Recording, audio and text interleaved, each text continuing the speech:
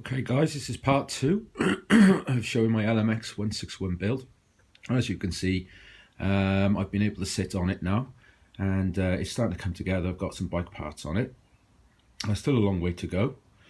There's been a few little sort of puzzles along the way, but it's been a really nice build so far. Really enjoyed doing what I have done. It's been pretty straightforward. If I was to compare it to building this monster here, the difference is everything on the LMX is very, very easily reachable. Okay, the battery is easily reachable.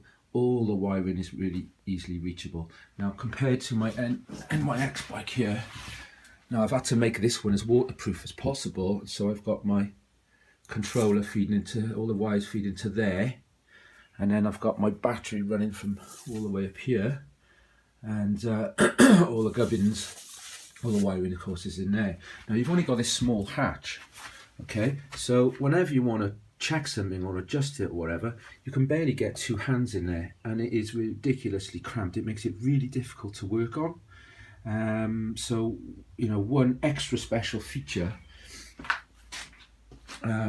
with the new build is that I'm going to be able to get to everything whenever I need to, and that for me is something special compared to what I'm used to. The only thing I'm kind of worried about in that respect though is the lack of waterproofing. Now, you know, I'm going to be using this out in the wet and windy weather of Wales, and you know, I mean, okay, there's lots of things you can do. I've got some ACF 50 spray. I'll probably spray all the kind of little metal joints and stuff, because that's amazing stuff. It's really good just for putting over the metal surfaces of your bike. It leaves a slight sort of, you know, oily grease, but it completely protects everything. My brother's a big motorcycle enthusiast, and he swears by this stuff, so I'll be using some of that, I think, at some point. But yeah, I mean, even when you have the covers over here, you know, there's gaps. Water's going to get in. There's a gap in there. Okay, there's kind of, you know, there's no seal down here at all on either side. And even when you put in the plastic inserts, water's going to get in. So that is a bit of a concern for me.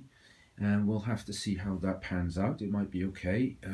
I hope it is. Otherwise, I'm going to have to start sealing things up. Now, other things that have happened is, whilst it was kind of on the bench up there, okay, when I was trying to put on the rear shock, it wouldn't fit. Now, you know, I thought, oh no, I've bought the wrong size rear shock. It's a 240mm rear shock, which was correct.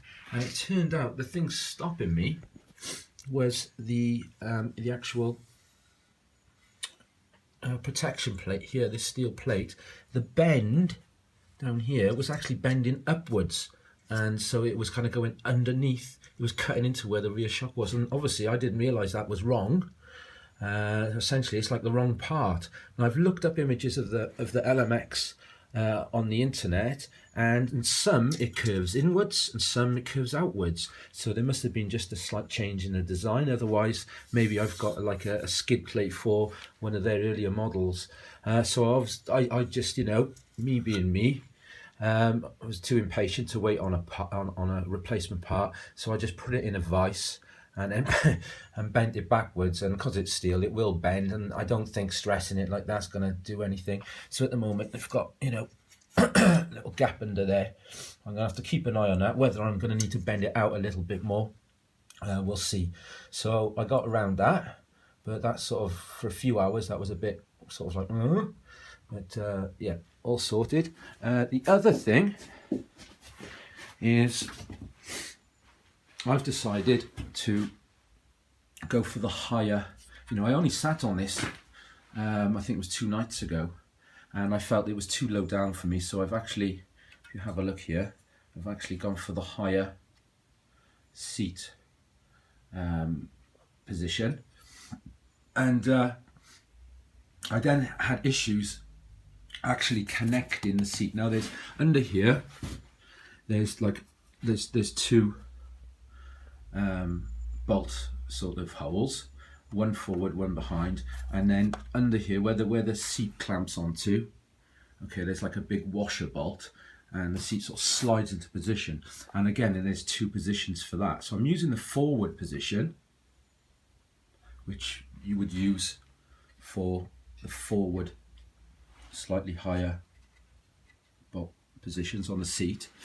But there was just no way I had to like take off the rear mudguard to see how the whole seat was held on. Now it should, I don't know if you can see this, it should fix into there, okay, but it wouldn't. Now if you come around the other side, you'll see what I mean.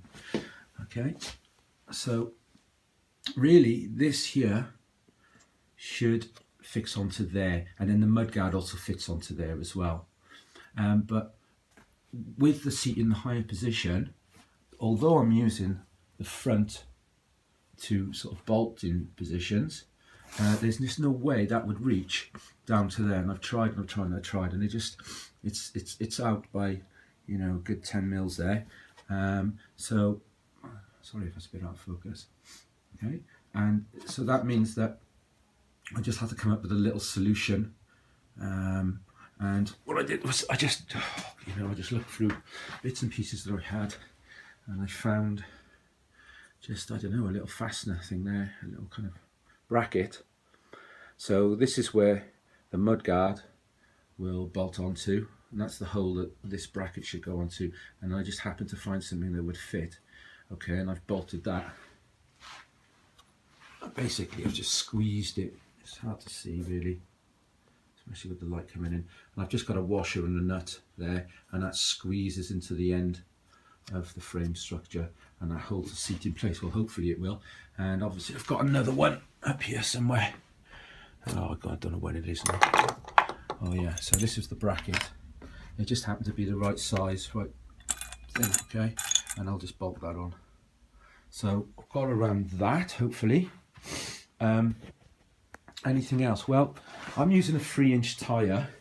Now I noticed that LMX themselves use a 2.75 width tyre. Now obviously the circumference should be exactly the same as far as I know, and I've only just managed to get the chain on. The chain is, I have no idea how much play should be in this chain, but this chain is, in my eyes is that's it may not look it, but that's pretty taut. Okay, now I know it's a drive chain and you don't want it skipping or whatever else, and it should be pretty taut. It's not like a bike chain, but I have no idea what sort of tension that should be under. And this is as close as I can get. There's literally 1 or 2 mils. If I put it any closer, the tyre actually rubs, because obviously there is some slight differences as the tyre goes round. And yeah, so that's I'm hoping that this doesn't have to be slacker, because if it needs to be slacker, then it ain't going to fit, because that is really, really close down there. So answers on a postcard please, if you have any ideas of what sort of tension should be. And then if I roll the bike, I can't really now because it's attached to a stand. It feels, I know it's like a direct drive, so there's not going to be freewheeling, but it feels like the wheel is cogging as it turns. Now I don't know if that's something to do with the motor and the cog that's in there, but it feels like the bike is cogging. It's like a dum dum sort of movement rather than a smooth movement. Again, this is new territory for me. I tell you it's been a really nice feature and really nice to work with is the way that this has been designed. Now whether they came up with this themselves or it's just a copy of someone else's design, I have no idea, but the adjustment is fantastic.